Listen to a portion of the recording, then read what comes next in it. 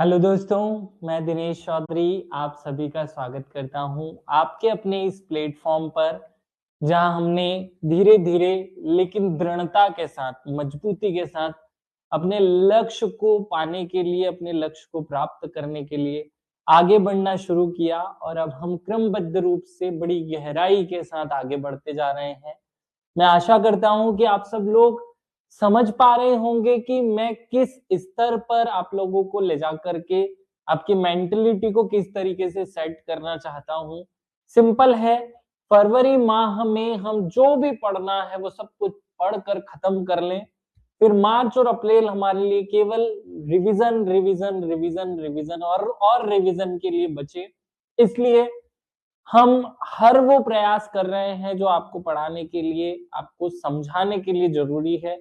Strategically हमने पुराने papers का अध्ययन शुरू शुरू किया। सिलेबस में दिए गए पॉइंट को कट टू कट पढ़ना शुरू किया। अलग-अलग टेस्ट सीरीज़ आपको प्रोवाइड कराई गई ताकि आप सब लोग एमसीक्यूज़ लगा सकें। बस उसी क्रम में हम 5th यूनिट के सिलेबस को पॉइंट टू पॉइंट पढ़ रहे हैं। तो चलिए शुरू करते हैं। भगवान श्री गणेश का नाम लेकर श्री गणेशाय नमः कहते हुए और मेरे शिक्षक सुरेश पटेल सर को नमन करते हुए हम मूल विषय पर आएँगे। आप सब भी अपने आराध्य देव भगवान गणेश को, रिद्धि सिद्धि के दाता को याद कर लें और अपने-अपने शिक्षकों को याद कर लें और उसके बाद मूल विषय पर आए। अभी तक हम फंडामेंटल राइट की 4 क्लासेस जो हैं ले चुके हैं, जिसमें हमने एक-एक आर्टिकल को बड़ी सूक्ष्मता के साथ पढ़ना शुरू किया। एक-एक आर्टिकल को हम बड़े सूक्ष्म ढंग से पढ़ रहे हैं। आर्टिकल 23, 24 में क्या है और साथ 25, 26, 27, 28 इन आर्टिकल्स पर आज हम बात करने वाले हैं।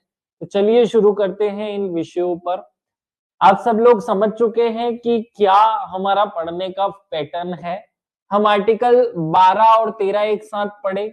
हमने समझा कि राज्य की क्या परिभाषा है। हमने समझा कि वो विधियां कौन सी हैं जिन्हें शून्य घोषित किया गया या कर सकते हैं। फिर हमने 14 से लेकर 18 तक समानता की बातें की। फिर हमने 19 से लेकर 22 तक स्वतंत्रता की बातें की।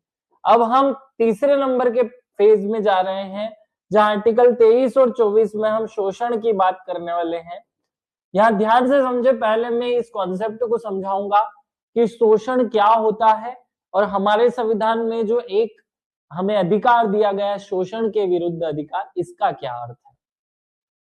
आर्टिकल 23 और 24 कहता है कि भारत के नागरिकों को और अन्य नागरिकों को, ध्यान रखना मैंने कहा है भारत के भी नागरिकों और अन्य लोगों को भी, सभी को शोषण के विरुद्ध अधिकार होगा। अब शोषण को उन्होंने शोषण के रूप में जब हम पढ़ेंगे तो समझ नहीं आएगा, इसलिए हम इसे थोड़ा सरल करने की प्रयास करते हैं। उसकी जगह उत्पीड़न शब्द ले लेते हैं। उत्पीड़न मतलब कि किसी का भी, किसी से भी, किसी भी प्रकार का कोई काम कराना, उससे कोई जबरदस्ती कार्य कराना। उत्पीड़न शब्द का मतलब या शोषण शब्द का मतलब है जबरदस्ती, जबरन कोई काम कराना। सुप्रीम कोर्ट ने यह शब्द यूज किया है जबरन कार्य, इसलिए मैं इसी ही वर्ड को यूज करूंगा। जबरन कार्य की व्याख्या भी सुप्रीम कोर्ट ने कही कि भैया केवल शारीरिक रूप से किसी से जबरन कार्य कराना ही नहीं होता है शोषण, मानसिक रूप से भी उससे किसी काम को कराना, या उन्होंने तो यहां तक कहा कि इच्छा के विरुद्ध कार्य कराना, भले ही वो शारीरिक कार्य हो, मानसिक कार्य हो। और इसमें उन्होंने जोड़ा कि प्रलोभन देकर भी अगर आपने किसी से कोई काम कराया तो ये माना जाएगा कि वो उसकी इच्छा के विरुद्ध है, क्योंकि उस प्रलोभन के लिए उसने वो कार्य किया है। जबरदस्ती कार्य को शारीरिक हो, मानसिक हो, दोनों प्रकार के कार्यों को, इच्छा के विरुद्ध कार्यों को भी इसमें शामिल करते हुए शोषण को एक बहुत बड़ा स्वरूप दिया गया। हमारे संविधान में दो स्थान आर्टिकल 23 और आर्टिकल 24 में अलग अलग प्रकार से इसकी व्याख्या है। थोड़ा हम डीप जाकर के समझें इसको, इसलिए चलो आगे बढ़ते हैं। सबसे पहले आर्टिकल 23 में आते हैं। 23 कहता है शोषण के विरुद्ध अधिकार। आर्टिकल 23 में मानव के दुर्व्यापार और मानव के बाल श्रम पर, बाल श्रम का निषेध, ये दो बातें कही, बहुत ध्यान से सुनना।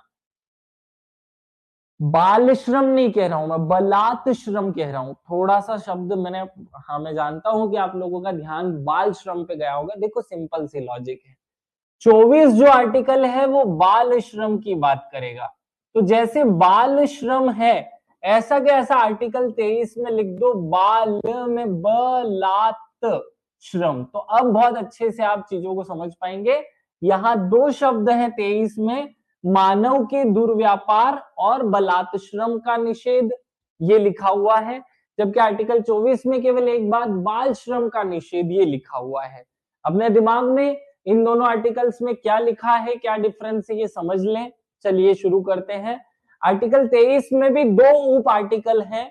आर्टिकल 23 एक कहता है कि मानव का दुर्व्यापार और बेगार तथा इस प्रकार का अन्य बलात् श्रम प्रशिक्षित किया जाता है और इस उपबंध का उल्लंघन अपराध होगा जो विधि के अनुसार दंडनीय होगा। बहुत सरल बात कही जा रही है कि मानव का दुर्व्यापार माने मानव को खरीदना बेचना, मानव के अंगों को खरीदना बेचना, और दूसरा शब्द ये क्या लिखा है, मानव का दुर्व्यापार। इस शब्द का अर्थ समझ लो, मानव का दुर्व्यापार, मानव का दुर्व्यापार, इसका क्या मतलब है, दुर्व्यापार। अब देखो व्यापार का मतलब तो होता है खरीदना और बेचना, ये दोनों पॉइंट यहां कवर हो गए। दुर मतलब होता है बुरा, मानव मतलब होता है मनुष्य। तो मनुष्य को पूरा का पूरा खरीद लो बेच लो, या उसके अंगों को खरीद लो बेच लो, इसे हम मानव का दुर्व्यापार कहेंगे। मानव का खरीदना बेचना, मानव के अंगों को खरीदना बेचना पूरी तरह दुर्व्यापार कहलाएगा और उसका निषेध है हमारे संविधान में। दूसरे पॉइंट पर आते हैं। दूसरा पॉइंट लिखा है बलात् श्रम। बलात् श्रम, इसकी परिभाषा कोर्ट ने कही कि भाई किसी से उसकी मर्जी के विरुद्ध जबरन कार्य कराना। जबरन कार्य कराना ही क्या है, बलात् श्रम है। बड़ा सिंपल है, जबरन कार्य कराना ही बलात् श्रम है। अब देखो ये बलात् श्रम जो शब्द है ना, इसको और मैं डिस्क्राइब करूंगा, लेकिन बेसिक इन दोनों को समझ लेते हैं थोड़ा सा। यहां लिखा हुआ है आर्टिकल 23 का एक कहता है कि मानव का दुर्व्यापार और बलात् श्रम का प्रतिषेध, इस उपबंध का उल्लंघन करना अपराध होगा और वह विधि के अनुसार, विधि कौन सी, जो हमारी सरकार कानून बनाए। जैसे सरकार ने 1956 में कानून बनाया अनैतिक व्यापार निवारण अधिनियम, तो ये अनैतिक व्यापार निवारण अधिनियम एक विधि हो गई, विधि के अनुसार दंडनीय होगा। आर्टिकल 23 का दो एक बहुत अच्छी बात कहता है जो आपको सीखनी है, जो बहुत काम की है। इस इच्छा को, इस अनुच्छेद को, अब ध्यान से सुनना, हमारी जो इच्छा के विरुद्ध कार्य कराया जा रहा है उसमें एक इच्छा जो है वो सरकार की जोड़ी जा रही है। तो ध्यान से शब्दों को समझना। इस अनुच्छेद की कोई उपबंध राज्य को अनिवार्य सेवा अधिरोपित करने से निवारित नहीं करेगी। इस बात का बहुत बड़ा मतलब है। मुझे लगता है 100%, 99 करते हैं, 99% इस आर्टिकल 32 के 2 को नहीं पढ़ते। आर्टिकल 32 का पॉइंट 2 कहता है कि भैया राज्य मतलब सरकार को अनिवार्य सेवा करने से नहीं रोकेगा यह अनुच्छेद। अब हम समझे कि अनिवार्य सेवा क्या है। अनिवार्य सेवा है कि मान लो भारत और पाकिस्तान के बीच में जैसे 1965 में, 1971 में, 1947 में, 1962 में जैसे चीन के साथ हमारा युद्ध हुआ, तो ऐसा ही कोई एक युद्ध हो जाए और सरकार नियम बनाए कि भैया इस उम्र से अधिक के लोगों को या इस दायरे के लोगों को युद्ध की लड़ने के लिए जाना पड़ेगा, या चलो युद्ध बाद में बात करते हो, तो आपातकालीन स्थिति हो गई। मैं अनिवार्य को और सरल करता हूं। हमारी देश की सरकार साउथ कोरिया जैसी एक रूल बना दे कि जो भी लड़का 18 वर्ष का होगा उसे 3 साल के लिए सेना की ट्रेनिंग लेने के लिए जाना होगा, या उसे सैनिक के रूप में 3 साल सेवा देनी पड़ेगी। अगर वो 3 साल सैनिक सेवाएं करता है, देता है, तो वो देश का नागरिक माना जाएगा, नहीं तो भगा देंगे उसको। मान लो हमारा देश की सरकार ऐसा कोई कानून बना दे कि ऐसा करना पड़ेगा और हर व्यक्ति करना पड़ेगा, अमीर हो गरीब हो फलाना हो दिमाग हो कोई फर्क नहीं पड़ रहा, करना पड़ेगा।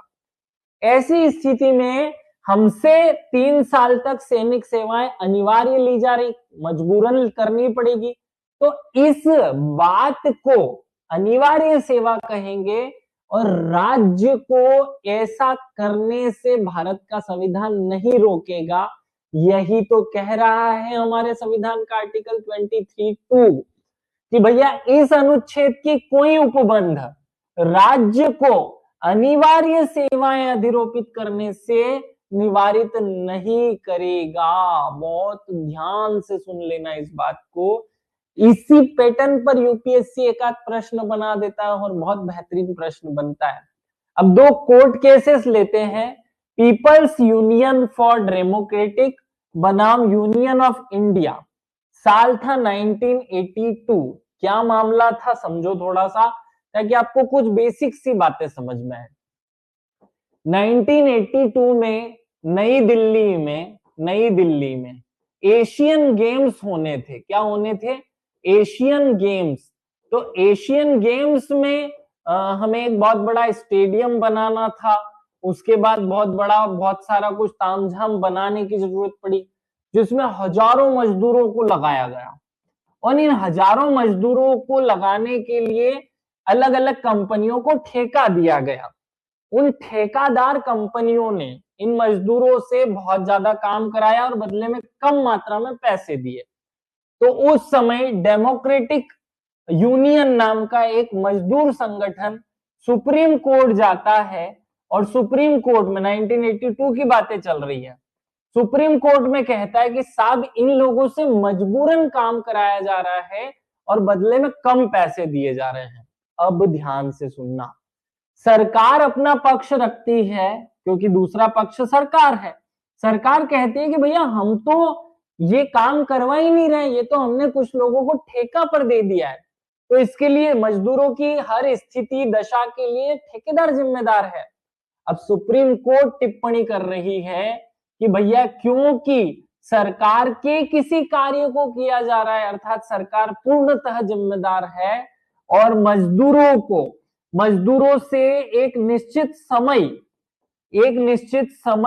और एक निश्चित अमाउंट के साथ साथ उनके जो काम करने की दशा है, काम की दशा, इन सब का ध्यान रखा जाना चाहिए। नहीं तो ये अगर नहीं हुआ तो उसे हम शोषण मानेंगे। मतलब अगर कोई व्यक्ति आपके लिए काम कर रहा है और उसे मजबूरी में काम करना पड़ रहा है, भले ही से वो मजबूरी पैसे की हो, तो उसे शोषण माना जाएगा और यहां भारतीय संविधान के आर्टिकल 23 का हनन होगा। साथ में उन्होंने 2 क्लॉज और जोड़ दिए कि भैया देख तो न्यूनतम मजदूरी देनी जरूरी होगी और काम की जो समय सीमा है अगर उसका उल्लंघन होता है तो फिर एक्स्ट्रा पैसा देना पड़ेगा। अगर ये नहीं होता है तो उसे जबरन की श्रेणी में लेकर के हम शोषण मान लेंगे। और यह राज्य की रिस्पॉन्सिबिलिटी भी है कि वो अपने नागरिकों, कर्मचारी, मजदूर कोई भी हो सबका ध्यान रखे। एक बहुत अच्छा केस आपको याद आ जाए। अब इस केस से हम क्या समझ रहे हैं कि आर्टिकल 23 जो लिखा हुआ है कि मानव का दुर्व्यापार और बलात् श्रम, इसका मतलब न्यूनतम मजदूरी नहीं मिली तो भी बलात् श्रम हो गया, हमसे जबरदस्ती काम कराया गया तो भी। मैं ये चीजें आपके दिमाग में सेट करना चाह रहा हूं, इसलिए इस कोर्ट केस का सहारा हमने लिया है। अब एक कोर्ट केस देखो, न्यूनतम मजदूरी को भी इससे शोषण मान लिया है इस केस में, ये आपको याद रखना है। एक और कोर्ट केस बताता हूं, भंवरी देवी बनाम राजस्थान था, बाद में भारत संघ बना। भंवरी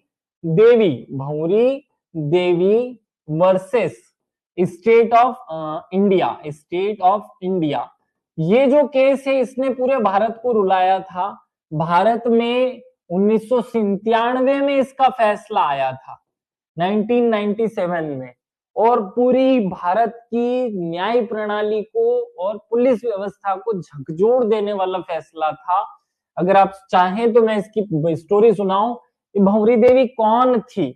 हम बात कर रहे हैं राजस्थान राज्य की, जो कि थोड़ा सा राजपुताना या पुरुष प्रधान, पुरुषों पर ज्यादा फोकस करने वाली संस्कृति का राज्य रहा है। बहुरी देवी एक सामाजिक कार्यकर्ता है। कौन है ये? एक सामाजिक कार्यकर्ता है जो एक संस्था के लिए काम करती हैं और इनका काम है बाल विवाह रोकना। क्या काम है इनका? ये बाल विवाह रोकने का काम करती है एक एनजीओ के लिए। इनको बदले में सैलरी भी मिलती है, लेकिन वो अलग बात है। बाल विवाह रोकने वाली एक सामाजिक कार्यकर्ता है। एक गांव, छोड़ो नाम नहीं लेते ना उस व्यक्ति का ना किसी का, बिना नाम लिए स्टोरी को समझो। एक गांव में एक जो संपन्न दबंग व्यक्ति होता है, दबंग व्यक्ति के घर पे, जो कि अपर कास्ट से भी है और दबंग भी है, पैसे से भी और हर प्रकार से दबंग है, ऐसे किसी एक व्यक्ति के यहाँ बाल विवाह रोकने के लिए ये जाती हैं और बाल विवाह रुकवाती है। बाल विवाह जब ये रोकती हैं तो इनको चैलेंज किया जाता है कि ये कार्य मत करो, मतलब डराया धमकाया सब प्रकार से रोका जाता है, लेकिन वो अंततः बाल विवाह रुकवा देती है। फिर रात में फिर से बाल विवाह हो जाता है। इनके रोकने से दिन में रुका, लेकिन ऑटोमेटिक रात में हुआ। लेकिन वो जो दबंग भैया थे जिनके घर पे ये बाल विवाह रोकने गई थी, वो अब अपनी जो है ईगो पर ले लेते हैं बात। बहुत ज्यादा दबंग थे। अपने कुछ दबंग साथियों के साथ मिलकर के भंवरी देवी को के साथ सामूहिक बलात्कार होता है। क्या होता है? गांव में सरेआम सामूहिक बलात्कार किया जाता है। किनका? भंवरी देवी का। अब यहाँ तो ठीक है, सामूहिक बलात्कार हो गया, एक घटना हुई, बेशर्मी की घटना है, शर्म आनी जैसी, लेकिन आगे जो होगा वो और ज्यादा शर्मनाक होगा। भंवरी देवी पुलिस में कंप्लेन करती है, तो क्योंकि इधर दबंग भैया जो हैं वो पहले से ही प्लान सेट कर चुके हैं, पुलिस में कंप्लेन दर्ज ही नहीं की जाती है। फिर और आगे मामला बढ़ता है, कलेक्टर के पास जाता है मामला। कलेक्टर साहब भी सपोर्ट नहीं करते, क्योंकि अल्टीमेटली कलेक्टर साहब रिलेशन में है दबंग भैया के। उस क्षेत्र के जितने रसूखदार थे वो सब लोग इसके सपोर्टर बन जाते हैं। भंवरी देवी बहुत 1 साल तक के प्रयासों के बाद अपना केस तक दर्ज नहीं करवा पाती है। बड़ी मुश्किल से कुछ एनजीओ के सपोर्ट और बहुत सारे जन आंदोलन की बदौलत ये जो है केस रजिस्टर्ड होता है न्यायालय में। लेकिन न्यायालय जो है, जो निचले स्तर की जिला कोर्ट है, वो दबंग जी को बाइज्जत बरी कर देती है। मान लेती है कि पूरे के पूरे सबूत नहीं दिए गए कि इनका सामूहिक बलात्कार हुआ है। ध्यान से सुनना। अब बात आती है भारतीय समाज के ईगो की, और जब समाज के ईगो की बात आती है तो फिर सड़क पर उतरता है आम आदमी। और 1997 में सुप्रीम कोर्ट में फिर से इस केस को ओपन किया जाता है, और धीरे धीरे जब उसकी फिर से जांच होती है तो पाते हैं लगभग इसको 15-20 साल हो चुके हैं इस घटना को घटित हुए। अभी बहुत लंबी लड़ाई लड़ ली उन्होंने। उसके बाद में जो एनजीओ, जो संस्थाएं मिलकर के काम करती है, उन्हें विशाखा समूह नाम दे दिया जाता है। विशाखा समूह वर्सेस स्टेट ऑफ इंडिया होता है केस। इसलिए सुप्रीम कोर्ट ये पूरी जांच करवाती है निष्पक्ष, और पाया जाता है कि भंवरी देवी का सामूहिक बलात्कार हुआ। न थाने ने, न प्रशासन ने, न किसी ने उनका साथ नहीं दिया। इस कारण फिर जांच जो है उसके पक्ष में सब कुछ आता है, और सुप्रीम कोर्ट ये मानती है कि हमारी न्याय प्रणाली, हमारा प्रशासन, सब कुछ बहुत ज्यादा बुरी स्थिति से गुजर रहा है। और यहाँ एक दिशा निर्देश, एक गाइडलाइन बनाई जाती है सुप्रीम कोर्ट द्वारा, जिसे विशाखा गाइडलाइन कहा जाता है। क्या कहा जाता है? विशाखा गाइडलाइन। इस नाम से एक गाइडलाइन बनती है और कहा जाता है कि इसका जो पालन नहीं करेगा।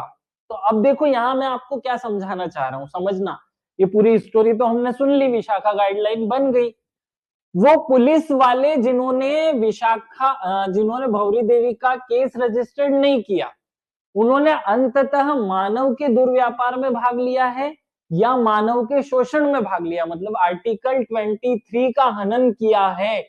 और ऐसी स्थिति में क्योंकि भारत के संविधान का हनन है, मौलिक अधिकारों का हनन है, इसलिए इन सबको सजा मिलनी चाहिए। और 60 लोगों के एक बड़े समूह को जो है वो सजा दी जाती है। एक बहुत बड़ा केस भारत के न्याय प्रणाली में, और यहां से फिर जो है सिस्टम बदलना शुरू होता है कि दिमाग में एक सिस्टम व्यवस्था बनाओ कि क्या देश की स्थिति रही होगी जब विशाखा गाइडलाइन आई या कामकाजी महिलाओं को यौन अपराधों, उत्पीड़न और प्रताड़ना से बचाने के लिए कोर्ट ने विशाखा दिशा निर्देश उपलब्ध कराए। अगस्त 1997 में इस फैसले के में कार्यस्थल पर यौन उत्पीड़न की बुनियादी परिभाषा दी गई। रिपोर्ट दायर न करना भी शोषण माना गया। अब समझो कि अब शोषण की जो परिभाषा है वो कितनी वास्ट, कितनी बड़ी कर दी गई है। शोषण की बहुत जो डायमेंशंस है वो मैं आपको समझाने के लिए इन केसेस को बता रहा हूं, और ध्यान से इसको आपको समझना है। भंवरी देवी पर फिर फिल्म बवंदर बनी है। Very good. क्या है, हेमवती, बहुत बढ़िया, आपने ये इंफॉर्मेशन दी, मुझे भी नहीं याद था। भंवरी देवी जिन पर ये स्टोरी मैंने सुनाई है, ये जो केस आपको सुनाया है, इस पे बवंडर नाम की एक मूवी भी बन चुकी है, आप लोग ये देख सकते हैं। खैर अभी हमारे पास इतना समय नहीं है, ये मैंने स्टोरी सुना दी, ये आपको समझना है, याद रखना है। अब हमने बहुत देर की जो है मेहनत के बाद शोषण का डायमेंशन समझ लिया कि मानव को खरीदना, बेचना, बलात् श्रम, बाल श्रम, ये सब शोषण की कैटेगरीज में आते हैं। थोड़ा सा इसकी जानकारी जो है आपके दिमाग में सेट कर लेनी है। अब जो फैक्चुअल बातें और ऐड करनी है वो क्या है कि यहाँ नागरिकों और गैर नागरिकों दोनों को दिया जाता है। मतलब अगर हमारे यहाँ किसी विदेशी भी कोई घूमने आया है और उसको भी ये चीजें हैं तो उसको ये मिलेगा, क्योंकि शोषण पर सुरक्षा उसका भी तो अधिकार है, इसलिए ये दोनों को दिया जा रहा है। यह व्यक्ति को राज्य से तो सुरक्षा देता ही है, यह व्यक्ति को व्यक्ति से भी संरक्षण प्रदान करता है। माने सरकार आपके विरुद्ध कुछ नहीं करेगी ऐसा, वो भी सुरक्षा, और कोई व्यक्ति भी नहीं करेगा, ये भी सुरक्षा देता है ये आर्टिकल। मानव के दुर्व्यापार में क्या क्या चीजें और शामिल कर ली, मानव की खरीदी बिक्री, अनैतिक दुर्व्यापार जिसमें वेश्यावृत्ति करवाना भी शामिल है। अनैतिक दुर्व्यापार में जैसे किसी माता पिता ने अपनी बच्ची को मंदिर में दान कर दिया, देवदासी बनती है, तो ऐसी स्थिति को भी मानव दुर्व्यापार माना गया। डायमेंशन समझो कि एक माता पिता है जो अपनी बेटी को किसी मंदिर को दान कर देते हैं, तो बेटी क्या बन जाएगी, देवदासी बन जाएगी, देवदासी। अब ये देवदासी जो है ये भी शोषण का एक स्वरूप है। कोई महिला अगर किसी के मजबूरी में वेश्यावृत्ति करती है, किसी के दबाव में करती है ऐसा कोई कार्य, तो उसे भी शोषण माना जाएगा। और मानव को खरीदना बेचना ये तो सब पक्ष है ही। संसद ने 1956 में अनैतिक दुर्व्यापार निवारण अधिनियम इसी आर्टिकल्स की शक्तियों के आधार पर बनाया था। अब थोड़े से 2-3 शब्दों को समझना। बेगार का मतलब क्या होता है? बेगार का मतलब होता है बिना पैसे से श्रम करवाना। क्या होता है? बिना पैसे से श्रम करवाना बेगार है। बंधुआ मजदूर बलात् श्रम का प्रकार है। ये बंधुआ मजदूरी क्या है? एक बलात् श्रम जिसमें आप पैसे तो दे रहे हैं लेकिन उसकी इच्छा के विरुद्ध उससे ओवर टाइम अपने हिसाब से काम करा रहे हैं। बलात् श्रम को शॉर्टकट में कहेंगे किसी व्यक्ति से इच्छा के विरुद्ध कार्य लेना ही बलात् श्रम है। 3 जो पेचीदे शब्द हैं, बेगार, बंधुआ मजदूर और बलात् श्रम, आपके दिमाग में तीनों सेट हो जाने चाहिए। और इन तीनों ही रूपों को इस आर्टिकल में इन शोषण की श्रेणी में रखा गया है। इस आर्टिकल 23 में इसके अंदर डिस्क्रिप्शन के अंदर इन बातों को एक्सप्लेन किया गया है। अब हम आगे बढ़ते हैं, आर्टिकल 24 की बात करते हैं। आर्टिकल 24 जो है वो बालकों के, बच्चों के संबंध में करता है। बालकों के श्रम करने की स्थिति को प्रेजेंट करता है कि कारखानों आदि में बालकों के नियोजन का निषेध, ये मुख्य है, उसकी हेडिंग है। अंदर लिखा हुआ है कि 14 वर्ष से कम आयु के किसी बालक को किसी कारखाने, खान और अन्य परिसंकटमयी नियोजन में नहीं लगाया जाएगा। ये आर्टिकल 24 इतना सा है। इसके बाद इसमें यूं कहा गया कि सरकार इसके लिए कानून बनाएगी, लेकिन इसके दायरे में कह करके कानून होगा। तो हमारी देश की सरकार 1986 में बाल श्रम प्रतिषेध एवं नियमन अधिनियम बनाती है। इस अधिनियम में जो है वो क्या था ये समझो। इस अधिनियम में लिस्ट बनाई गई कि भैया 18 प्रकार के तो कार्य हैं और 65 प्रकार की प्रक्रियाएं हैं। इनमें बच्चों को, प्रक्रिया में बच्चों को नियोजित मतलब नौकरी पर नहीं लगाया जाएगा। और इसमें क्या है, किसी बम बनाने की फैक्ट्री, मतलब बहुत बड़े बड़े जो कार्य हैं, मतलब फैक्ट्रियां जिनमें जान जोखिम का खतरा है, उनके 18 कार्यों और 65 प्रक्रियाओं को शामिल कर लिया जाता है। लेकिन अब बहुत ध्यान से सुनना, 2016 में हमारे देश की सरकार नया कानून लेकर आती है जो पुराने सिस्टम को बदलने के लिए लाया गया, क्योंकि इसके होते हुए भी बहुत सारे बच्चों को बाल श्रम करना पड़ रहा था, मतलब बाल श्रम में उनको लगाया जा रहा था। अब क्योंकि हमारे संविधान ने ये 3 शब्द कहे थे ना, कारखाने, खान और परिसंकट में, इसलिए कानून भी वैसा ही बना। तो होटलों में, चाय की दुकानों में, अलग अलग स्थानों पर बर्तन मांजने, खाना परोसने के लिए बच्चों का उपयोग होता रहा, बाल श्रम कहलाता रहा। 2016 का जो कानून है वो बाल श्रम निषेध एवं विनियमन संशोधन अधिनियम 2016 बना, और ये यूं कहता है कि पुराने वाले का पहले तो नाम बदलो। पुराने वाले में कहा गया है बाल, तो नहीं, हम बाल और किशोर दोनों की बात करते हैं, इसलिए इसका नाम जो है बदल करके बाल एवं किशोर श्रम विनियमन और निषेध अधिनियम रखा जाए। और जैसे पूर्व का कानून 18 व्यवसाय और 65 प्रक्रियाओं पर रोक लगाता है, निषेध लागू करता है, वर्तमान जो कानून है 2016 वाला, वो तो यूं कहता है कि नाम लो ही मत। 14 साल से कम उम्र का बच्चा किसी भी रूप में, किसी भी व्यवसाय में नहीं लगाया जाएगा। क्या बोल रहे हैं? किसी भी रूप में, किसी भी रूप में, किसी भी व्यवसाय में, कोई भी, खराब हो, अच्छा हो, जान जोखिम हो या ना हो, नहीं लगाना है, मतलब नहीं लगाना। कुल मिलाकर बात यह है। और अगर लगाया तो 2 वर्ष तक की, 6 माह से 2 वर्ष तक की सजा होगी और 20,000 से 50,000 रुपए का जुर्माना लगेगा। यूं मत एक्सप्लेन करना कि ये जान जोखिम का काम है कि नहीं। एज अगर 14 तक है तो 100% लगेगा जुर्माना, 100%, कुछ भी हो जाए। अब ये व्यवस्था आ गई है हमारे देश में, लेकिन ये व्यवस्था आई कैसे, सरकार इसको लाई क्यों, उसके पीछे 2 बड़े रीजन रहे।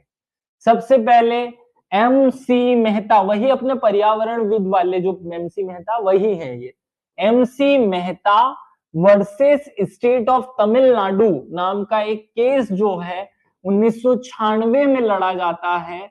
और एक बहुत इंपॉर्टेंट तारीख याद रख सकते हो तो 10 दिसंबर मानव अधिकार दिवस मनाया जाता है। उसी दिन कोर्ट का फैसला आता है और भयंकर फैसला है। इस केस को शिवा काशी केस भी कहा जाता है। क्या कहा जाता है? शिवा काशी। अब शिवा काशी नाम सुनते से ही अगर आपके दिमाग में कुछ आया हो तो याद है कि आप जब दिवाली पर पटाखे जलाते हो तो हमारे देश में बनने वाले पटाखों का 80% पटाखा इस शिवा काशी नाम के शहर में, जो कि तमिलनाडु राज्य का हिस्सा है, में बनते हैं। अगर आज भी हमारे देश में बनने वाले पटाखों का 80% पटाखा शिवा काशी में बनता है। पूरी फैक्ट्रियां पटाखे बनाने की शिवा काशी में ही है। तो शिवा काशी नाम का जो नगर था, इस शहर में हजारों फैक्ट्रियां थी जहां पटाखे बनाए जाते थे। क्या बनाए जाते थे? पटाखे। और उस समय पटाखे बनाने वाला जो दौर था, 1996 की बात चल रही है, इस समय फैक्ट्री कम से कम मजदूरी दर पर ज्यादा से ज्यादा लाभ कमाने की कोशिश करेगी, इसलिए हर फैक्ट्री में 10 से 15 छोटे बच्चों से काम करवाया जाता था और कानून भी उसे रोकता नहीं था। क्यों? क्योंकि पटाखा फैक्ट्री उस लिस्ट में शामिल ही नहीं थी जो पहले के कानून में बनी हुई थी या पहले के कानून में है। अब ध्यान से सुनो, MC मेहता जी सुप्रीम कोर्ट जाते हैं, क्योंकि उनकी तो पुरानी पहचान है सुप्रीम कोर्ट वालों से, वो तो केस लड़ते ही रहते हैं पर्यावरण के। वो वहां पक्ष रखते हैं कि भैया ये जो आप बच्चों से काम करा रहे हो कम पैसे में, वहां पटाखे की फैक्ट्री है, अनेक केमिकल्स हैं जिससे बच्चों का भविष्य तो खराब हो रहा है, वर्तमान शारीरिक मानसिक दशाएं भी खराब हो रही है। और सुप्रीम कोर्ट स्वीकार करती है कि हाँ ये बात गलत है, और तुरंत जितनी भी फैक्ट्री में जो ऐसे बच्चों से काम कराया जा रहा है या तो वो आज ही बंद कर दे, कल अगर ये पाया जाता है तो जुर्माना भी, दंड भी लगेगा। और भारत की सरकार को यह निर्देश दिया जाता है कि भैया इन सब बच्चों के पुनर्वास की व्यवस्था करो, इनके शिक्षा और भोजन की व्यवस्था करे। ये इस केस का रिजल्ट बनता है। एक और बहुत बेहतरीन केस है जो हमारे देश में बचपन बचाओ आंदोलन, बचाओ वर्सेस यूनियन ऑफ इंडिया के नाम से जाना गया, 2011 का केस है। आप सबको पता है कि बचपन बचाओ आंदोलन के जो प्रणेता है वो कैलाश सत्यार्थी हैं, कैलाश सत्यार्थी। और कैलाश सत्यार्थी के योगदान को पूरा विश्व स्वीकार करता है, क्योंकि इनको 2014 में शांति का नोबेल पुरस्कार प्राप्त हो चुका है बच्चों के बाल श्रम के क्षेत्र में कार्य करने के कारण। तो अब पूरी स्टोरी सुनो। 2011 में कैलाश सत्यार्थी जी का एनजीओ जो है बचपन बचाओ, वो बच्चों के लिए सालों से काम कर रहा था, लेकिन सुप्रीम कोर्ट में एक केस लगाता है कि साहब हमारे यहाँ जो ये सर्कस हैं, इन सर्कस में जो सर्कस के मालिक हैं वो जब छोटे छोटे बच्चे होते हैं तो गरीब बच्चों को पौने पौने दाम पर, मतलब बहुत सस्ते में उनके माता पिता से खरीद लेते हैं, और फिर उनका ब्रेन वॉश करके उनके उन छोटे छोटे बच्चों को ही ट्रेन कर दिया जाता है सर्कस में काम करने के। बड़े बड़े जोखिम काम कराए जाते हैं, रस्सी पर लटकना, ये वो फलाना, और इन सब कामों में उनका बचपन तो उजड़ता ही है, उनका पूरा जीवन उजड़ जाता है। कोर्ट इस बात को स्वीकार करती है कि हाँ इन्होंने जो ये बात कही है, और आज भारत में लगभग 2 लाख से ज्यादा ऐसे बच्चे इन सब सर्कसों में काम कर रहे हैं।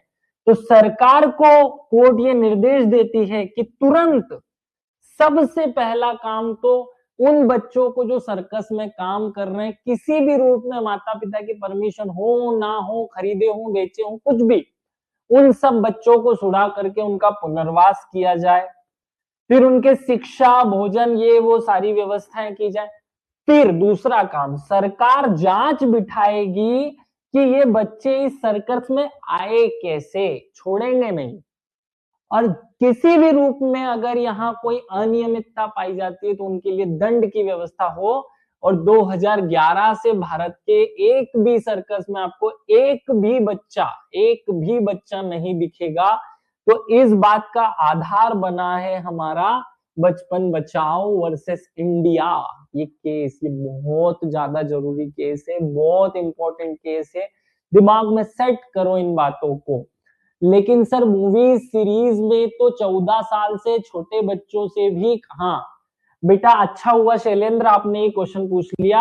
हमारा 2016 वाला जो अधिनियम है वो ये कहता है कि अगर बच्चों के माता पिता जो संरक्षक उनकी परमिशन से बच्चों को भी काम कराया जाता है मूवीज में, तो फिर टाइम लिमिट है कि 3 घंटे से ज्यादा एक दिन में काम नहीं कराया जाएगा, और स्कूल के समय नहीं कराया जाएगा। ये पूरी एक गाइडलाइन बनाई गई है कि एक भी बात का पालन नहीं किया ना तो जान ले लेंगे, ऐसा वाला सिस्टम लाया गया है इस 2016 के अधिनियम में। तो शैलेश आपका ये शायद डाउट क्लियर हो गया होगा कि भाई 3 घंटे से ज्यादा काम नहीं कराया जाएगा, ऐसा नहीं, बहुत सारी बातें हैं उसमें, मैं सारी नहीं बताऊं, बस ये एक ही क्लॉज से आपका जो दिमाग है वो सेट हो जाएगा कि आपके प्रश्न का उत्तर क्या है। आपके दिमाग में सारी बातें सेट करने के लिए मैंने कुछ कोर्ट केसेस बताए। अब आगे बढ़ते हैं।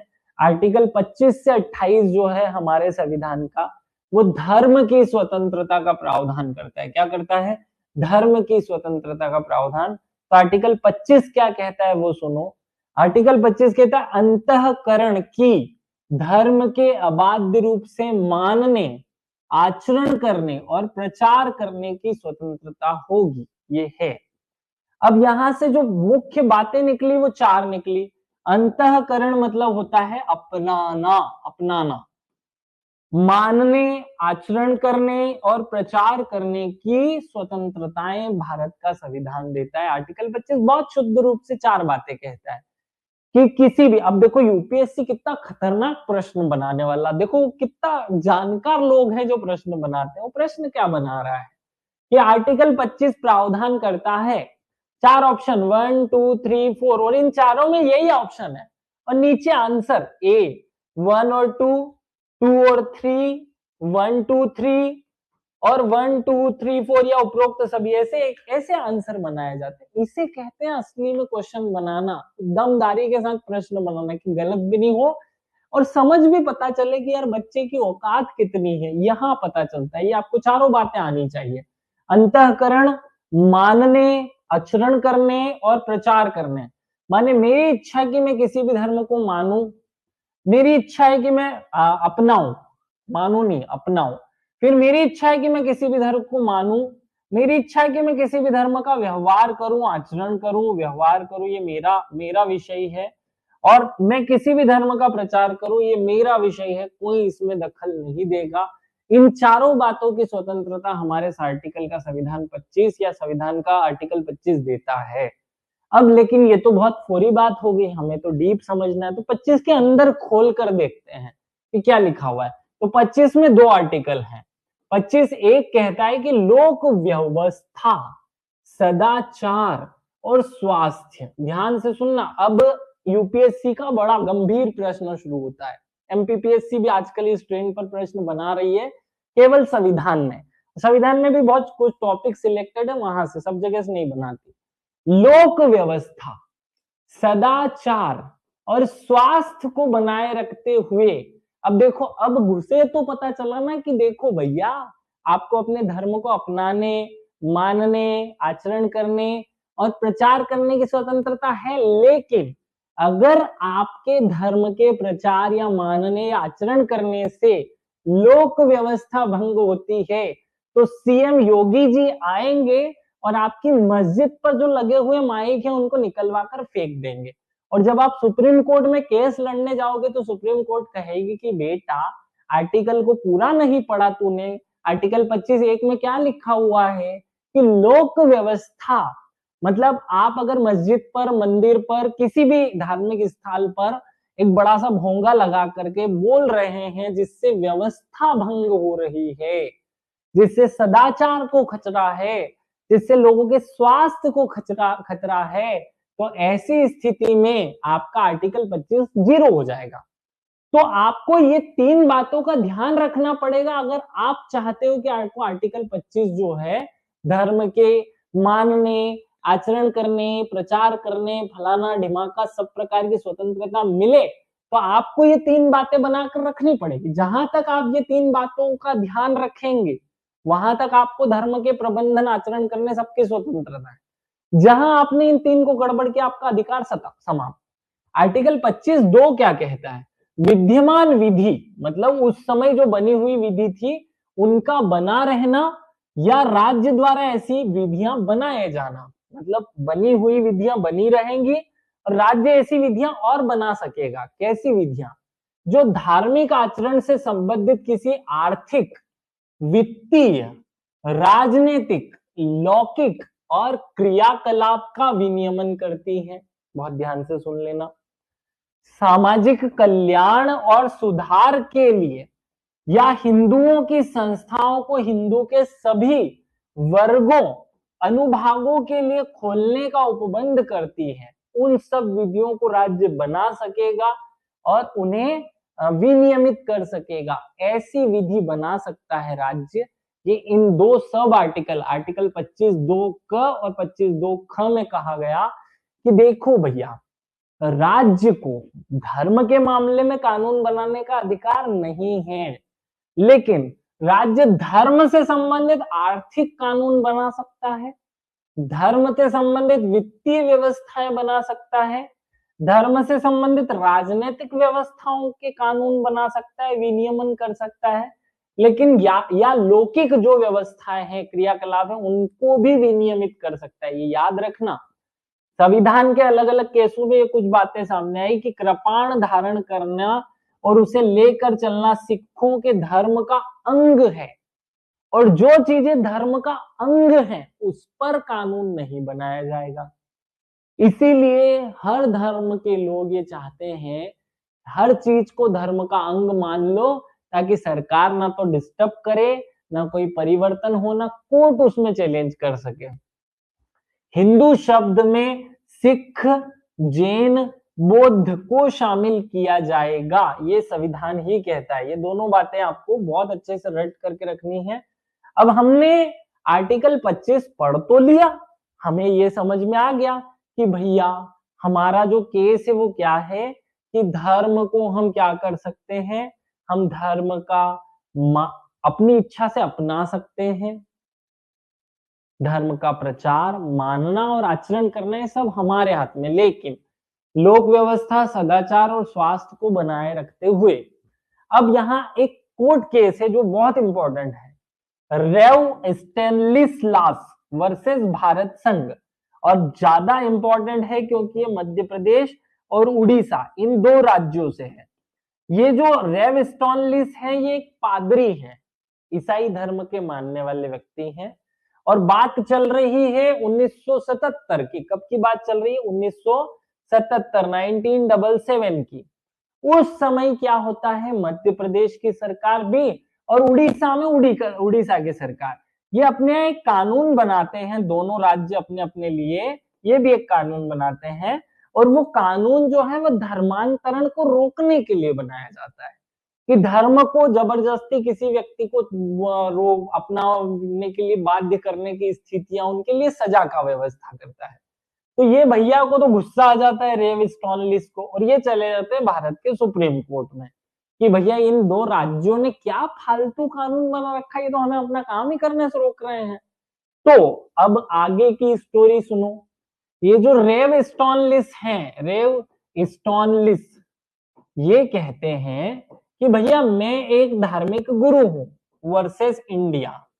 ये 1977 की बातें चल रही है, और ये सुप्रीम कोर्ट में अपना पक्ष रखते हैं कि साहब मैं एक ईसाई धर्म का गुरु हूं, और मैं अगर किसी बस्ती में जाता हूं और मैं कुछ अच्छी बातें बोलता हूं और मुझसे लोग प्रभावित होकर अपना धर्म बदलते हैं, तो साहब मुझे मेरा संविधान जो है वो धर्म के प्रचार करने की स्वतंत्रता देता है। तो क्योंकि मैं तो अपने धर्म का प्रचार कर रहा हूं, मैंने इन 4 हिंदू धर्म के लोगों में अपने धर्म का क्या किया है, प्रचार, और ये मुझसे प्रभावित होकर अपने धर्म में आ गए।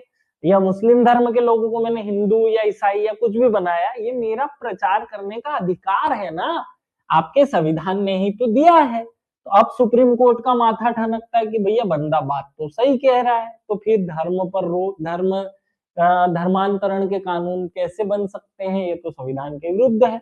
मामला बड़ा लंबा चलता है, अच्छी लंबी स्टोरी है, नहीं सुनाऊंगा पूरी। तो लेकिन कोर्ट अंत में जो रिजल्ट आता है, क्योंकि वो सब पक्षों को सुनती है, तो फिर आखिरी में वो कहती है कि देखो बेटा रेव स्टेनलिस, आपने जो बात कही प्रचार, ये तो बहुत अच्छी बात है, मजेदार बात है आपने कही, लेकिन यहाँ सुनो, प्रचार में धर्मांतरण का अधिकार नहीं है। प्रचार करना शायद अच्छी बात है, लेकिन अगर आपने किसी को यूं कहा कि उस धर्म से इस धर्म में आ जा, 10 लाख रुपए दूंगा, 1 लाख रुपए दूंगा, इतनी जमीन दूंगा, शिक्षा दूंगा, तो अब आपने जो किया है वो प्रचार नहीं है, अब वो प्रचार की श्रेणी में रहा ही नहीं है। तो आप जब तक स्टेज पे खड़े होकर अपने धर्म की तारीफ करोगे तब तक तो हम मस्त सुनेंगे, लेकिन जहां आपने दो धर्मों का कंपैरिजन करके फालतू बातें करना शुरू किया, किसी भी प्रकार का प्रलोभन, डरावना प्रलोभन, डर, इन सब चीजों को इसमें शामिल किया, तब ये प्रचार नहीं रह जाता है। इस कारण से आपकी बातें झूठ है। स्वेच्छा से धर्मांतरण का अधिकार शामिल है, बल्कि बल, कपट, झूठ आदि द्वारा धर्मांतरण करना जो है वो उस व्यक्ति के आर्टिकल 25 का उल्लंघन है। अब उल्टा टांग देंगे अगर तुमने किसी के साथ ऐसी घटना की, मतलब आपका धर्म का अधिकार है। आर्टिकल 25 कहता है कि आपको अपने धर्म का प्रचार करने का अधिकार है, लेकिन जितना अधिकार आपको है इतना उस खड़े हुए व्यक्ति को भी अपने धर्म को मानने का है।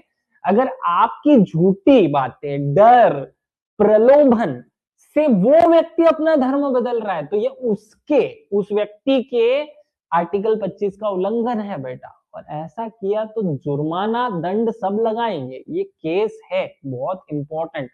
हेमवती कह रही आर्टिकल 25 के तहत धर्म की स्वतंत्रता कितने आधार पर सीमित है। बेटा ये जो ये बताए हैं ना मैंने, ये आधार ही थे, ये आधार ही है। ये जो आपने प्रश्न पूछा ये मैं पहले ही आंसर कर चुका हूं, आपके दिमाग में सेट कर लेना है।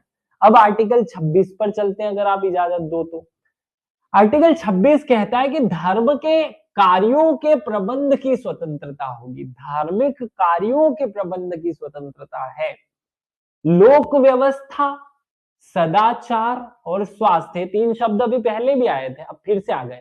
आर्टिकल 26 भी शुरू जहां से होता है वो यही है कि लोक स्वास्थ्य, सदाचार और स्वास्थ्य के अधीन रहते हुए प्रत्येक धार्मिक संप्रदाय या उसके किसी अनुविभाग को ये सब अधिकार है धर्म एवं मूर्त प्रयोजन के लिए संस्थाओं की स्थापना करना और उनका पोषण, धर्म विषयक कार्यों का प्रबंधन, जंगम और स्थावर संपत्ति मतलब चल और अचल संपत्ति का स्वामित्व करना, अर्जन करना, ऐसी संपत्तियों को विधि के अनुसार उनका प्रशासन करना, ये सब किसी भी धार्मिक संप्रदाय का अधिकार है। आर्टिकल 26 धार्मिक संप्रदाय किसे माना जाएगा इस बात को प्रेजेंट नहीं करता था, लेकिन धार्मिक संप्रदाय के अधिकारों की व्याख्या करता था। तो आगे चल करके फिर कोर्ट केस होते हैं।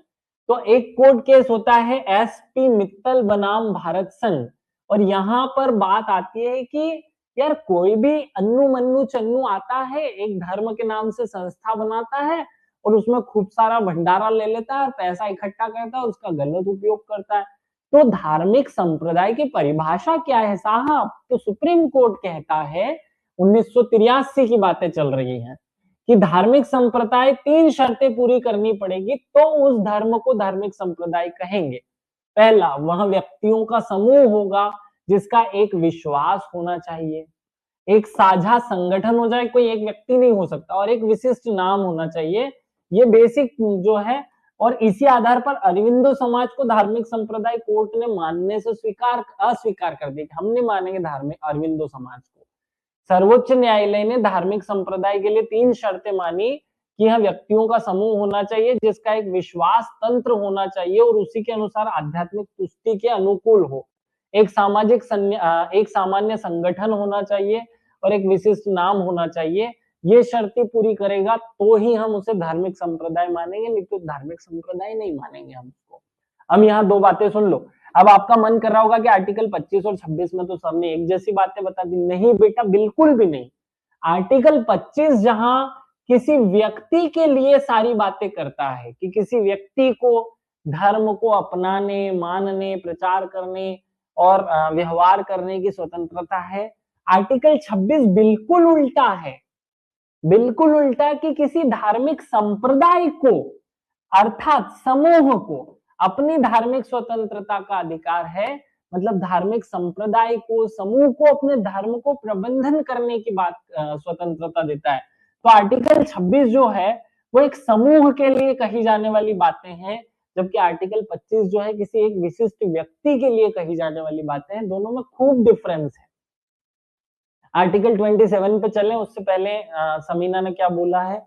सर आज भी प्रलोभन देकर बहुत धर्मांतरण हो रहा है, पन्ना के पिछाई क्षेत्र में बहुत हो रहा है। अब ठीक है बेटा, जहां भी हो रहा है वहां अगर पुलिस प्रशासन या प्रशासन के सामने वो मुद्दा आता है, कोई भी शिकायत करता है, तो उन लोगों को सजा मिलती है। और मध्य प्रदेश तो एक बहुत ज्यादा इसके लिए सेंसिटिव राज्य है, वहां तो कानून भी बन चुका है।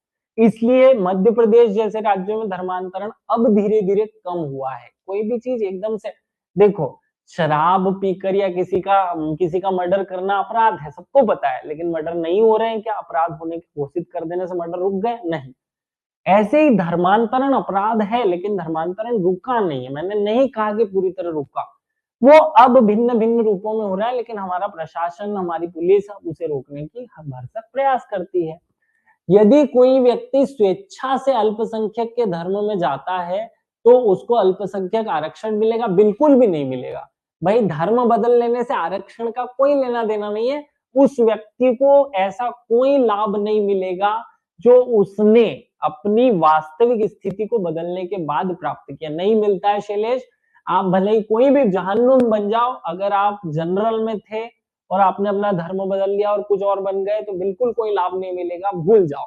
इवन भारत में अब तो शादी करने के बाद भी ये लाभ नहीं मिलता है। शादी कर लो, मान लो कि कोई कैटेगरी के लड़के से कोई जनरल की लड़की शादी कर लेती है तो उसे लाभ नहीं मिलेगा। हाँ, उसकी अगली पीढ़ी जो होगी उसको लाभ मिलेगा, वो अलग बात है, लेकिन इस महिला को लाभ नहीं मिलेगा। ये प्रावधान अब हमारे संविधान में हटा दिया गया है। अलग अलग कोर्ट केसेस है, कभी समय मिलेगा तो डिस्कस कर पाऊंगा। आर्टिकल 27 पे आ जाओ। आर्टिकल 7 जो है वो 27 जो है वो कर की बात करता है, टैक्स की बात करता है कि भैया किसी व्यक्ति पर किसी विशिष्ट धर्म का मानने के कारण उस पर कोई टैक्स नहीं लगाया जाएगा, या कोई ऐसा टैक्स नहीं लगाया जाएगा जो धर्मों को कम या ज्यादा करने के उद्देश्य से हो। सुनो ध्यान से, किसी विशिष्ट धर्म की अभिवृद्धि के लिए करों या संदाय के बारे में स्वतंत्रता है। किसी व्यक्ति को ऐसे करो या संदाय करने से बाध्य नहीं किया जाएगा जो किसी धर्म या धार्मिक संप्रदाय के पोषण में खर्च किए जाएं। आपसे पैसा सरकार लेती है टैक्स के रूप में, लेकिन वो पैसा धर्म के लिए खर्च नहीं कर सकती। सही अर्थ में राज्य कर प्राप्ति राशि को किसी विशिष्ट धर्म के उत्थान, रख रखाव के लिए या व्यय नहीं करेगा। आपसे जो टैक्स में पैसे दिए गए हैं किसी एक विशेष धर्म को बढ़ावा देने के लिए राज्य खर्चा नहीं करेगा। ना आप पर ऐसा कोई टैक्स लगाएगा, ना आपसे जो लिया है उसका उपयोग ऐसे किसी काम में करेगा। ये सब बातें कहता है। देखो सिंपली हर आदमी 27 का अर्थ यूं समझता है कि भाई किसी भी व्यक्ति पर ऐसा कोई टैक्स नहीं लगाया जाएगा जो उसे धार्मिक संबंधित हो, या धर्म से संबंधित किसी विषय पर टैक्स नहीं लगाया जाएगा। जबकि मैं आपको और उल्टी बात बता रहा हूं जो बहुत सही है। वास्तव में संविधान यूं कहता है कि आपसे लिए गए पैसों को किसी विशेष धार्मिक संप्रदाय पर खर्च नहीं किया जाएगा। ये समझो, बहुत काम की बात है। क्या राज्य किसी व्यक्ति के अपने धर्म का प्रचार करने के अधिकार में हस्तक्षेप कर सकता है? बिल्कुल भी नहीं कर सकता। प्रचार करने का के अधिकार को मूल अधिकार माना है, लेकिन वह प्रचार करने के नियम जो हैं वो ऐसे हैं कि उसमें दुष्प्रचार नहीं होना चाहिए, तो वो चलेगा। अब यहां सुनो, इसका अर्थ है 27 का कि कर का प्रयोग सभी धर्मों के रखरखाव और उन्नति के लिए किया जा सकता है, किसी एक विशिष्ट धर्म के लिए नहीं। यह केवल कर की उगाही पर रोक लगाता है, शुल्क की उगाही पर नहीं। तो जैसे हम महाकाल मंदिर गए और महाकाल मंदिर में हमने पार्किंग की अपनी गाड़ी, और वहां हमसे किसी ने 50 रुपए मांग लिए कि पार्किंग की है भैया आपने गाड़ी, तो पार्किंग का शुल्क दीजिए। हम कहें कि भैया मंदिरों पर या किसी भी धार्मिक चीजों पर तो शुल्क नहीं लगाया जाएगा, तो वो गलत है। हमारा संविधान कर लगाने पर छूट देता है। कर का मतलब होता है ऐसी राशि जिसके बदले में आपको कोई लाभ नहीं दिया जा रहा है। शुल्क ऐसी राशि जिसके बदले में आप किसी सेवा का उपभोग करते हैं। तो क्योंकि आपने अपनी गाड़ी पार्क करके एक सेवा का लाभ उठाया, इसलिए आपको शुल्क देना पड़ेगा। तो आर्टिकल 27 शुल्क लगाने से नहीं रोकता है, कर लगाने से रोकता है। अब यहाँ एक कोर्ट केस सुन लो, हज सब्सिडी मामला, ये आपको बहुत चीजें समझा पाएगा।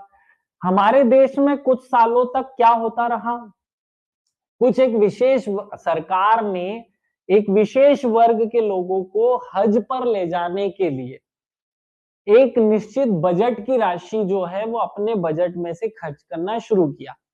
शुरुआत में उद्देश्य अच्छा रहा होगा, लेकिन बाद में एक वोट बैंक जैसा उद्देश्य बनने लगा।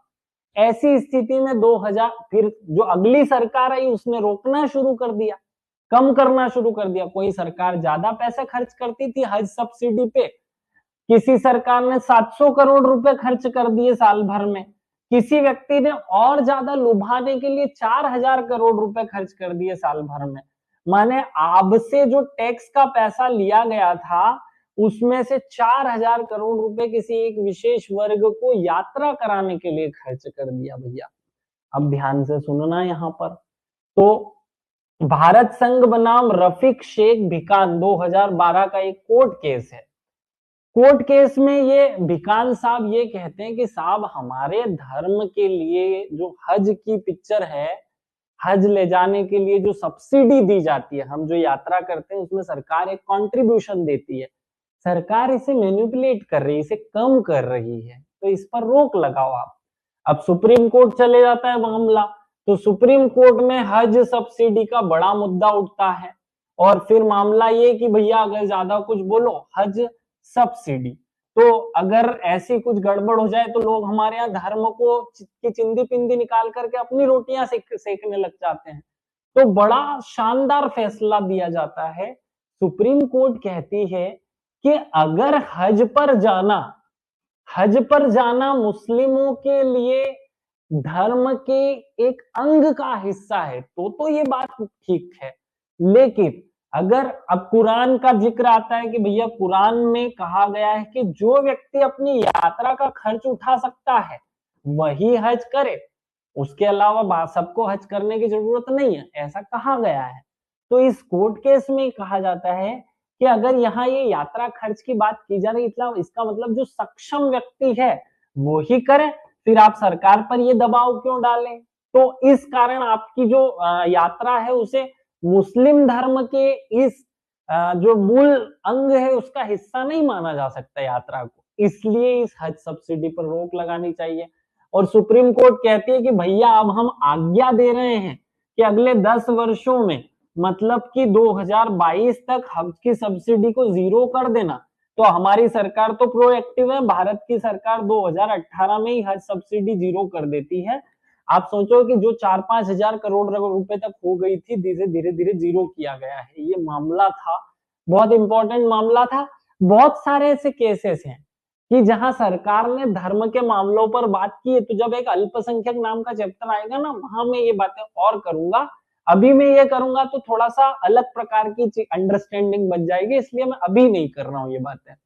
हज सब्सिडी को अगले 10 वर्षों में समाप्त करने का निर्देश दिया जाता है।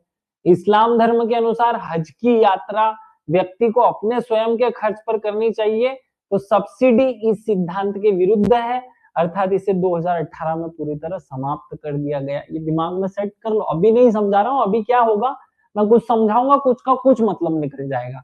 इसलिए जब अल्पसंख्यक वाला चैप्टर समझेंगे तो इस टॉपिक को हम गहन चिंतन के साथ पढ़ेंगे।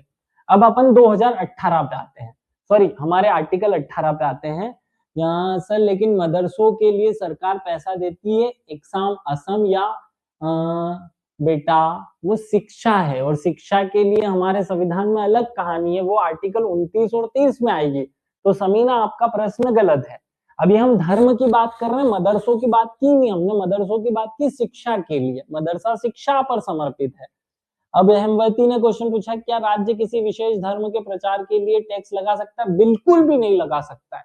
अगर राज्य ऐसा करता है तो वो पूरी तरह हमारे संविधान का उल्लंघन है, हमारे आर्टिकल या मूल अधिकारों का उल्लंघन है, और ऐसे करने पर उस विधि, उस कानून, उस दिशा निर्देश को तत्काल शून्य किया जा सकता है। आर्टिकल 28 कहता है कि धार्मिक शिक्षा में उपस्थित होने की स्वतंत्रता, आपको धर्म की शिक्षा के लिए स्वतंत्रता है कि आप उसकी शिक्षा में उपस्थित हो। राज्य निधि से पूर्णतः पोषित शिक्षा संस्थान में कोई धार्मिक शिक्षा नहीं दी जाएगी। इसका पहला बात तो ये कह रहा है, पहली लाइन तो ये कहेगी कि भैया जो राज्य के सरकार के पैसों से चलने वाले स्कूल हैं उनमें कोई शिक्षा, ऐसी धार्मिक शिक्षा नहीं दी जाएगी। दूसरा कि खंड 1 वह लागू नहीं होता जहां प्रशासन राज्य करता है लेकिन संस्था की स्थापना किसी विन्यास या न्यास के अधीन की गई है। तीसरी, राज्य से मान्यता प्राप्त राज्य निधि से सहायता पाने वाले शिक्षण संस्थान में किसी व्यक्ति को धार्मिक शिक्षा प्रारंभ करने के लिए बाध्य नहीं किया जाएगा। आप किसी सरकारी स्कूल में किसी बच्चे को किसी श्लोक को पढ़ने के लिए बाध्य नहीं करोगे या किसी आयत को पढ़ने के लिए बाध्य नहीं करोगे। 4 प्रकार के शिक्षण संस्थान होते हैं, आप समझ लो, अपनी विशेष अंडरस्टैंडिंग के लिए बता रहा हूं। ऐसे संस्था जिनका पूरी तरह रखरखाव राज्य करता है, राज्य मतलब सरकार करती है, धार्मिक निर्देश प्रतिबंधित होते हैं, यहाँ कोई धर्म फर्म की ना बात होगी ना कुछ होगा, सिंपल है। ऐसे संस्थान जिनका निर्माण तो किसी विन्यास या न्यास ने किया पर उनका रखरखाव सरकार करती है, राज्य द्वारा किया जाता है, उसमें धार्मिक शिक्षा की अनुमति है, इसका उदाहरण है मदरसा। राज्य द्वारा मान्यता प्राप्त मतलब जिन्होंने लाइसेंस लिया है, राज्य से वित्तीय सहायता प्राप्त, ये स्वैच्छिक आधार पर धार्मिक शिक्षा की अनुमति दे सकते हैं। ऐसे 4 प्रकार से शिक्षण संस्थानों का वर्गीकरण है। अगर आपको ये नहीं समझ में आएगा तो फिर धार्मिक शिक्षा वाला चैप्टर जो है समझ नहीं आएगा। वैसे आपको आर्टिकल 29 और 13 जो है उनको बहुत अच्छे से समझना होगा, क्योंकि हमारे देश में ये जो शिक्षा वाला चैप्टर है इसकी असली बातें आर्टिकल 30 क में कही गई। 30 और 350 क, ये 2 आर्टिकल जो हैं वो मूलतः अल्पसंख्यक शिक्षा और मदरसों की शिक्षा या उनकी अंदर की डिटेल की बातों से संबंधित है, इसलिए वहां उनकी अंडरस्टैंडिंग बनेगी आर्टिकल 350 क में, अभी नहीं बन सकती। चलिए अब मैं विदा लेता हूँ। सब लोगों को विशेष रूप से धन्यवाद। जय हिंद, जय भारत, भारत माता की जय। सब लोग स्वस्थ रहें, मस्त रहें और इसी तरह दमदारी के साथ अपने संविधान की अंडरस्टैंडिंग को अपने दिमाग में सेट करते रहें। Thank you.